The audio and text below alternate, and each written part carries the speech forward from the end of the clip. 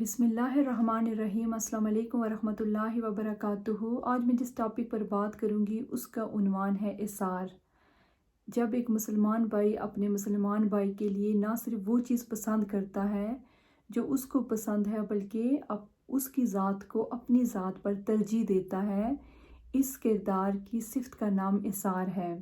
इसार असर से निकला है जिसके मायने है तरजीह देना।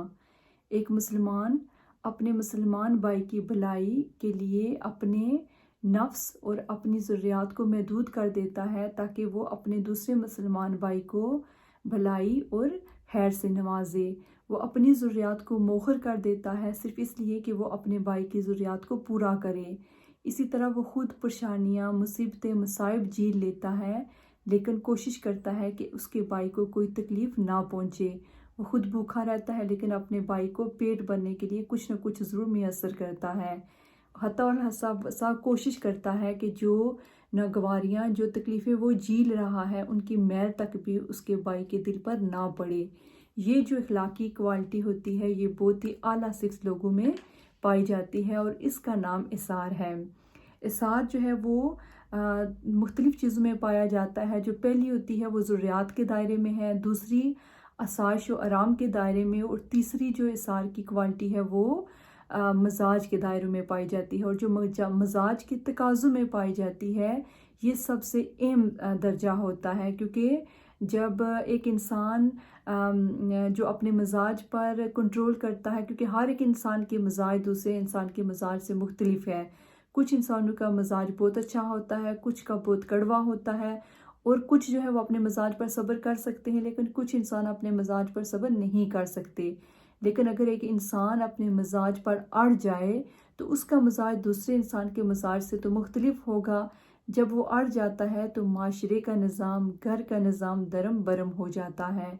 अगर आप चाहते हैं कि आपके घर में सुकून हो, आपके माशरे में सुकून हो, तो आप में ऐसा ज़ौक़ और ऐसी क्वालिटी पाई जानी चाहिए कि आप दूसरों की बातों को बर्दाश्त करना सीख जाएं। यानी ऐसा ऐसा जो आपके अंदर एक जज्बा पाया जाना चाहिए कि ऐसा मुखलसाना और शेरी रवैया होना चाहिए कि दूसरे लोगों को उससे फ़ायदा पहुँचे।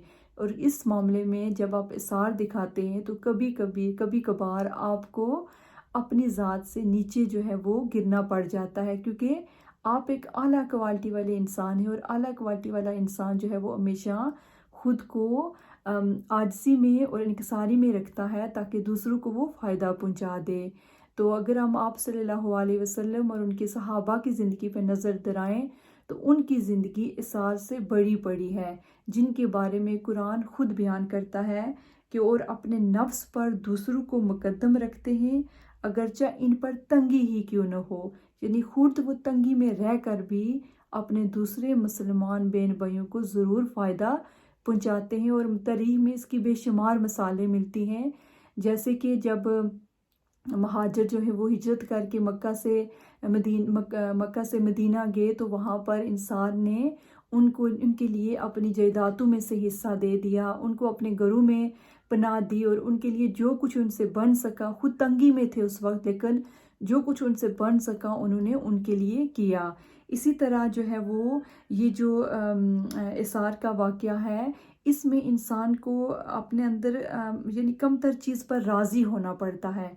यानी ये जज्बा उन लोगों में पाया जाता है जिनमें आला क्वालिटी होती है, और इसमें आपको कम तर यानी अदना सी चीज़ पर राज़ी रखना पड़ता है खुद को, फिर जाकर आप दूसरों के लिए वो आला क्वालिटीज़ और आला चीज़ें पसंद कर सकते हैं।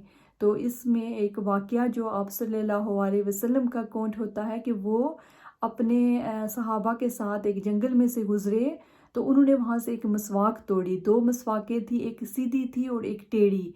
तो उन्होंने आप सल्लल्लाहु अलैहि वसल्लम ने वो जो सीधी मसवाक थी वो अपने साथी सहाबी को दे दी। तो उन्होंने कहा कि ए अल्लाह के रसूल, ये सीधी है और ये आपके लिए बेहतर है। तो आप सल्लल्लाहु अलैहि वसल्लम ने फरमाया, जो कोई शख्स किसी से एक साथ भी बहुत सोबत रखता है, यानी अगर एक सेकंड की भी साथ रखता है, तो इससे क़यामत के दिन सवाल किया जाएगा कि इसने हक़ के सोहबत का ख्याल रखा یعنی وہ جو آپ اس کے ساتھ چند قدم چلے کسی دوسرے انسان کے ساتھ، کیا آپ نے اس کا حق ادا کیا؟